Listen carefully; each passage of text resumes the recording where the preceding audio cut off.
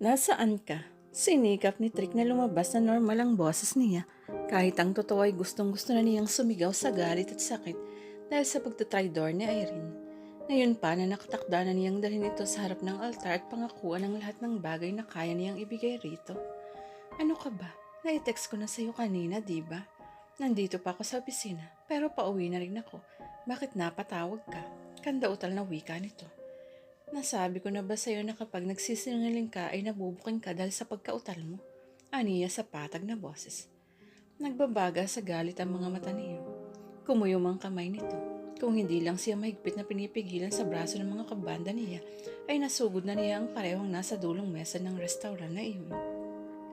Kung hindi siya sumama sa kabanda niya na dumaan doon sa halip na sunduin sa opisina nito si Irene, ay hindi niya makikita ng personal ang ebidensya ng panloloko nito sa kanya. Nang unang masilayan niya ito habang nakikipagtawanan kay Ivan, ay binalak na agad niyang kumprontahin ito, subalit pinigilan siya ng tangang puso niya. Sinasabi niya na huwag siyang mag-isip ng masama sa isa na namang pagkakataong nahuli niyang nagsisinungaling si Irene kung nasaan ito. Hindi iyon ang unang pagkakataong nalaman niyang taliwas sa sinabi nitong lugar na kinaroroonan nito ang tunay na lokasyon nito. Noong una nalaman niya ang totoo mula kay Ursula. Ito ang nagsabi na magkasama raw sina Ivan at Irene na pumunta sa ilang kamag-anak ng kanilang ina. Pero dahil galing kay Ursula, hindi agad niya pinaniwalaan iyon hanggang si Irene mismo ang umamin sa kanya. Hindi raw nito sinabing sumama rito si Ivan nang imbitahin nito ang ilang malalayong pinsan nila upang dumalo sa kasal nila dahil nag-aalala itong ikagalit niya iyon. Sinabihan niya ito na huwag nang magdidikit kay Ivan. Nauwi yun sa pagtatalo nila. Ipinapakita lang daw niya na wala siyang tiwala rito. Pero sa nakikita niya ngayon sa mismong harap niya, anong tiwala pa ang may bibigay niya? Ha? Ano bang? Trick! Napasinghap ito ng malakas kasabay ng pagbaling ng tingin sa kinaroroonan niya. Bagaman malayo, ito ay nabasa pa rin niya ang panggigilalas at pagsisising bumakas sa mukha nito. Because you're lying, darling. Puno ng sarkasmong wika niya. Ina-off niya ang kanyang cellphone at nanunuyang sinaluduhan pa niya ito. Trick, wait. Please, Trick. Tinangka ni Irene na habulin ng kanyang nobyo. Walang lingong nagmarcha ito patungo sa kinapaparadahan ng sasakyan ng grupo nito. Hindi sila sinundan ng mga kabanda nito. Malamang na naisip ng mga ito na mas mabuting hayaan muna silang mag-usap nito. Pero si Ivan ay sumunod sa kanya. Katulad niya ay tinangka din itong pigilan si Trick. Isang malakas na suntok ang sinagot dito ni Trick na ikinabagsak nito sa semento. Dahil nasa likuran siya ni Ivan, napasama siya sa pagbagsak nito sa lupa. Malaya tuloy nakasakay sa kotse si Trick. No, malakas na sabi niya nang humarurot ang kotse nito palayo. Nag-aalala siya ng labis sa maaaring mangyari dito lalo na't magulo ang isip nito. Dali-daling tinungo niya ang kanyang sasakyan. Hindi niya nilingon si Ivan na pasigaw na nagsabing hintayin niya ito. Kailangan niyang makausap si Trick. Kailangan niyang maipaliwanag dito na walang kahulugan anumang nakita nito sa pagitan nila ni Ivan. Naaawa si Rito at bilang kaibigan na lang kaya niya pinaunlakan ang pag-anyaya nito. Alam nito at tanggap na nitong si Trick ang mahal niya. Bagamat nanghihinayang ay wala naman daw itong magagawa.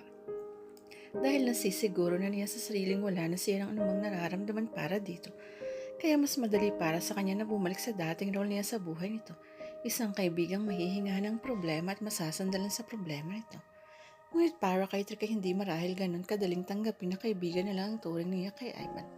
Nauunawaan niya ito subalit nais din niyang ipaunawa rito na kailangan nitong matutuhang isang tabi ang galit at pagsiselos nito sa kapatid. Pero paano niya magagawin kung patuloy na nanatiling sarado ang isip nito sa bagay na iyon? Iginala niya sa kalsada ang tingin. Sinikap niyang hanapin sa mga sasakyan sa unahan niya ang kotse nito. Agad naman niyang nakita iyon. Ang hindi niya napaghanda niyang nakitang hitsura niyon. Halos panawan siya ng ulat dahil mistulang latang nayupi sa harapan niya ang sasakyan. Nakatagilid niya habang pinalilibutan ng mga MMDA, pulis at osyosero. Pamunggo yun sa likod ng tin-wheeler truck. Nanginginig ang mga kamay ni Irene habang parot parito siya sa pasilyo sa labas ng hospital suite na pinaglipatan kay Trick. Hindi naman gaanong malala ang pinsala nito ayon sa mga doktor. He had several bruises, cuts on his arms and head wound, but otherwise, he was well. Pero kailangan pa rin itong obserbahan dahil nag-aalala ang doktor nito na magkaroon ito ng concussion sa hinang pagkakahampas ng ulo nito sa manibela. Paglabas ng silid ng mga nurse at aides ay naglipat sila sa pribadong silid nito na halos magsisikan silang tatlo ni Tita Doris at Uncle Cole sa pinto para unang makapasok at makumusta ito. Lumapit sila sa kama ito pero papikit na ang mga mata nito. Ayon sa natirang nurse na nag-aayos ng dextrose nito, ay sedated ito kaya malamang na bukas pa nila makausap. Istrikto ang ospital sa visiting hours kaya kahit gusto nilang manatili roon at bantayan ito, ay hindi nila magawa. Kinaumagahan ay si Ring ng unang-unang dumating sa ospital. Kagigising lang ni Trick nang dumating siya. Trick, oh God, you stupid fool. Bakit hindi ka nag-ingat? Muntik na rin akong mabunggo nang makita ko ang sasakyan mo. Akala ko, nakagat niya ng marin ang kanyang mga labi dahil sa pagpipigil ng mga luha at dahil sa pinong kirot tulad ng pag-iwas nito sa kamay niya, nakakmang hahawakan niya yun. Mas malimig pa sa aircon ang silidang tingin ipinukol nito sa kanya. Nanonood sa bawat himaymay niya. As you can see, buhay pa ako kaya kalimutan mo na ang guilt mo. Pinapunta ko si Vito rito. Siya na ang bahalang magkansela ng kasal natin. Wala kang dapat intindihin. Kung gusto mong sumama kaya ibang gawin mo. Dapat sinabi mo na lang agad sa akin kaysa pinagmukha mo pa akong gago. Kumuyom ang mga kamay nito at nagtagi sa mga bagang. Pero wala siyang mahimigang galit sa boses nito. Sa halip ay naroon ang pagtanggap nito ng pagkatao. Lagpas-lagpasan din ang tingin nito sa kanya. No, Trick, nagkakamali ka. Wala kaming relasyon ni Ivan. I'm sorry I lied to you. Ayoko lang kasing pagsalunan na naman natin ang pakikipagkita ko sa kanya. Ngayong wala namang talagang rason para pagsilosan mo siya. Hindi ko na siya mahal, Trick. Kaibigan na lang ang tingin ko sa kanya. Please maniwala ka naman. Tinangka uli niyang abutin ang mga kamay nito. Pero natigilan siya ng pukulin siya ito ng makamandang na tingin. Wala akong pakialam kung maging kabit ka niya o kung pakasalan ka niya. Hindi na ako magpapagaga uli sa'yo. Gawin mo kung anong gusto mo sa buhay mo. Basta layuan mo ako. Trick, please maniwala ka. Hindi ko sinasadyang saktan ka. Kung ayaw mo talagang makapagkaibigan pa ako kaya ibang gagawin ko ang gusto mo. Hindi na kailangan na rin. Bingi ka ba? Ayoko na. Kalimutan na natin ang kalokohang ito. Sana huwag ka na rin babalik dito. Ikaw ang may ideya na magpakasal sa akin para makaiwas ka sa kanya. Pero sa huli bibigay ka rin pala. Sana hindi mo na ako ginamit. Puno ng disgustong pahayag nito. Kulang na lang ay tumagos sa katawan niya ang sintalim na sibat ng titig nito. You don't mean that. I do mean it. I don't want you anywhere near me if I could only get off here. I'd throw you out myself. Bumukas ang pinto at sumungaw ang ulo ng isang nurse. May problema po ba rito, sir, ma'am? Magalang inusisa nito. Marahil ay narinig nito ang malakas na boses nila. Meron sagot ni Trick. Palisin mo ang babae na huwag na uli ninyong patutuloy dito. Bago pa siya ipakaladkad nito palabas ay siya ng kusang umalis. Pero bago siya tiluluyang lumabas ng pinto ay nag-iwan siya ng pangakong hindi pa sila tapos. Oh, we are finished. Hindi ko ugaling saluhin ang pinagsawaan ng kapatid ko. Yes, tita, I'll do that. And be sure to, Trick, hi. Nakangiting bati ni Erin sa lalaki. Para itong namatanda ng tumigil sa akmang paghakbang papasok sa pinto. Hindi niya mawari ko rin ng mas matimbang sa ekspresyon nito. Halatang nagulat ito na makita siya sa bahay nito. Pero tila may galit ding nadama ito dahil sa kapangasan niyang magtungo roon nang walang permiso nito. How did you get in? Magkasalubong ang mga kilay na wika nito. Iniitsa nito sa pulang love set ang knapsack nito. Sa lakas ng pag-itsa nito, duda niyang sa kanya nito mas gustong i-itsa yun. Dumaan sa pinto at gumamit ng susi. Papilosa pong sagot niya. Mabuti na lang at hindi mo pinalitan ng lakang. Kaya gumana pa rin ang susi ko. Ang sabi ni Vito kahapon pa kayo naghiwa-hiwalay. Bakit ngayon ka lang umuwi? Nalaman niya mula sa manager nito na kahapon pa ito huling nakita si Trick sa record studio. Kung saan tinapos ng banda ang last minute changes sa bagong album ng mga ito. Mahigit isang linggo magpapahinga ang mga ito bago nakaschedule ang interviews at radio station guesting ng mga ito. Hindi sapat ang mga araw na iyon para sa binabalak niyang pag-ayos ng gusot sa pagitan nila. Mahigit 2 buwan na itong nakalabas ng ospital pero nakahanda siyang gawin ang lahat para ma-resolve ang kanilang hidwaan. She was through taking the easy and gentle path. Mula nang lumabas ito ng ospital ay yun na ang ginagawa niya. Nang sabihin itong ayaw siya itong makita, nagbakasyon muna siya ng 1 buwan sa isang tiyuhin niya sa Canada. Ayon pa rin sa payo ni Ivan, hindi sila magkakasundo ng kapatid nito hanggang mainit ang ulo ni Trick. Pero kung hindi niya ito makuha sa santong dasalan, pas kukunin niya ito sa santong paspasan. Kung noon ay sinikap niyang intindihin ang kalamigan at pagwawalang bahala nito sa kanya, ngayon ay hindi na niya tatanggapin ang patuloy na pag-iignora at pangungutya nito sa mga effort niya. Asawa ba kita para pag-reportan ko kung saan ako pumupunta? You had a chance, darling, but you blow it off. Uuwi ako kung kailan ko gusto. Hindi ko kailangang magpaalam sa'yo. Akin na uli ang susi ko. Ayokong umuwi rito at madatan ka naman dito. Inignora niya ang sinabi nito. Tamang-tama ang dating mo. Mukhang lutong ng kaldereta ko. Magbihis ka na't pinigilan siya nito sa braso ng akmang hahakman siya patungo sa kusina. I want you out of here now. Sa susunod na makita pa uli kitang umaaligid sa kahit saang lugar na naroon ako, hihingi na ako ng restraining order laban sa iyo. Naning kita mga matang nilabanan niya ang nagbabagang tingin nito. Gawin mo at pareho tayong magsisisi. Alam ko kung bakit galit na galit ka. Hindi yun dahil bumalik ako, kundi dahil umalis ako. Pero ginawa ko yun dahil yun ang gusto mo. You ordered me to stay out of her life. Marahas na binitiwan siya nito. Umatras ito. Nagtatagi sa mga bagang. Kailan ka pa naging masunurin, Irene? Umalis ka hindi dahil sa sinabi ko. Umalis ka para samahan si Ivan sa Australia. Napasinghap siya sa panggigilalas. Saan ito nakuhang kalokohang iyon? Gumawa na naman ba ng istorya si Ursula pag alis niya? Nais ni Ivan na mag-isip-isip tungkol sa binabalak nitong annulment ng kasal nito kay Ursula. Kaya nagtungo ito sa Australia. Nagkataon lang na nagkasabay sila ng alis. Nangungot niyang ngumiti ito. Nagulat ka. Akala mo hindi ko yun alam. Magkasabay kayong umalis at magkasama kayong pumasok sa airport. Bakit ko alam? Dahil gago ako na sumunod sa inyo. Inisip kong pigilan ka para ayusin ang lahat sa pagitan natin. No, bulalas niya. Nagkakamali ka, Trick. Oo, magkasabay kaming nagpunta sa airport pero hindi ako sumama sa kanya sa Australia. Kina Tito Bernard ako pumunta sa Canada. Kahit chicken mo pa sa passport ko. Kahit kailan na hindi ako tumapak sa Australia. Natigilan ito.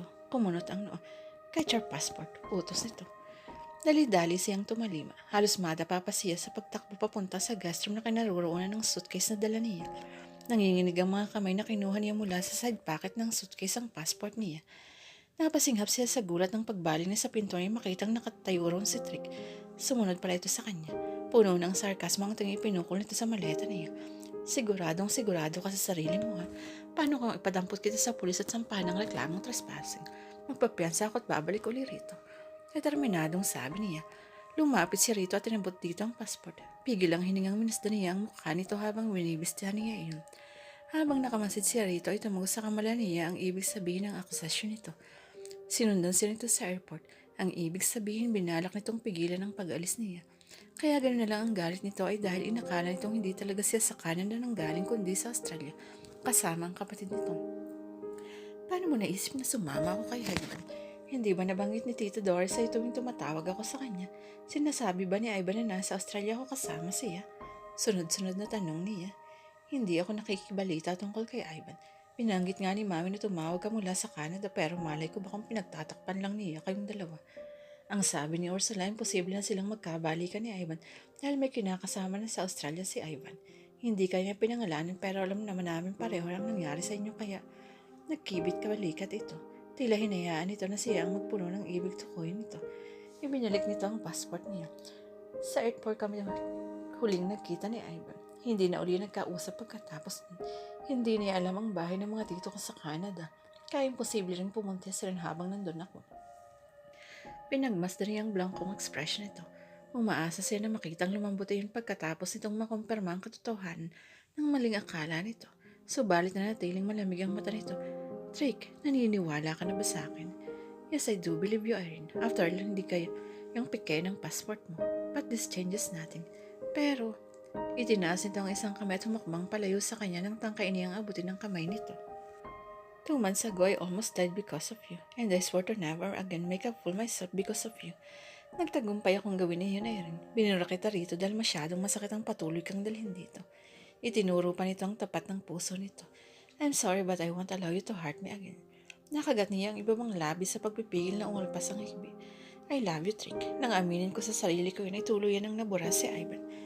Please huwag na natin itong pahabain. Minahal kita at ayokong saktan ka pero noon yun, Irene. I'm sorry. Kung nananatiling malamig ang mga mata nito ay maaari niyang isiping nagpapanggap lang ito.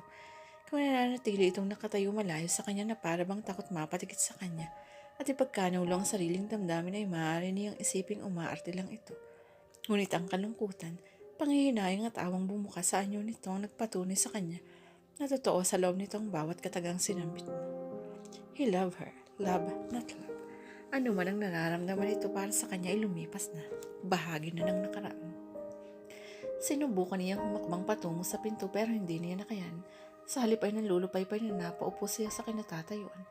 Noong nasa Canada siya, ang tanging pinanghahawakan niya ay pinaghuhugutan ng lakas ng loob. Ay ang ibalita sa kanya Tita Doris na wala pa rin seryosong relasyon si Trick. Ngunit ngayong tinapat na siya nito, ano pang lakas ang huhugutin niya. Irene! Tumalong ko ito sa harap niya. Sinapo nito ang mga luha ang pisngi niya. To hell with that stupid plan. Stop crying, will you? Alright, I lied. Gusto ko lang matiyak na sa pagkakataong ito hindi mo na uli ako iiwan. Mahal na mahal pa rin kita kaya huwag ka nang umiyak, please. Pakiusap nito. Mababas ka sa mukha nito ang galit sa sarili. Hindi ito magkanda tuto kung paano siya patitigilin sa pagluha. Mahal mo pa rin ako pero sabi mo, sumisigok-sigok na sabi niya. Tinanggap niya ang tolyang iniabot nito. Akmang ipupunas niya yun sa mukha nang makita niyang hantawal yun sa kusina. Patrick, ang dumi nito. Ibinato niya pabalik dito ang hantawal. Oh sorry kasi naman natataranta ako sa'yo. Sa buong durasyon ng pagkakakilala natin, mabibilang ko lang yata isang kamay ang pagkakataong hindi ka umiiyak. Anong gusto mong gawin ko? Magtatalon sa tuwa sa sinabi mo. Sangkatarbang pride ang niluno ko para lang bumalik dito at magmakaawa sa'yo. Tapos sasabihin mo hindi mo na ako mahal. Ikasisi ako ba? You deserve every bit of misery, you little liar. Ang tagal mo akong pinaghintay at pinagdusa. Kaya hindi mo ako masisisi kung sakaling gustuhin ko mang pahirapan ka muna. Naguli kita tanggapin. Napamaang siya rito. At least nakuha naman itong magmukhang guilty ng yumuko ito at magkamot ng sentido. Well, I still love you. Ang totoo ay hindi ako tumigil sa pagmamahal sa iyo. Sinubukan ko makipag-date sa ibang babae pero hindi pa rin talaga kita matanggal sa puso ko. Pero nang bumalik ka, hindi matanggap ng pride ko na basta ka nalang tanggapin uli, lalo pat inakala kong sumama ka kay Aiba noon at malamang na bumalik ka lang dahil nagkahiwalay na naman kayo. Napakurap-kurap siya. Oh God, how she loved this man. Sa kabila ng lahat ng inakala nitong kasalanan ni Rito, ay nananatili pa rin itong nagmamahal sa kanya. Hindi na niya napigil ang sarili. Niyakap niya ito at pinupunang halik sa mukha. I love you so much. Inaliyosin nito at ngitan. Kapag kuha na dinikit nito ang noon niya sa noon nito at saka siya ginawa ng halik sa labi. Natasma siya, I love you darling. Masuyong wika nito. Nagyakap sila ng may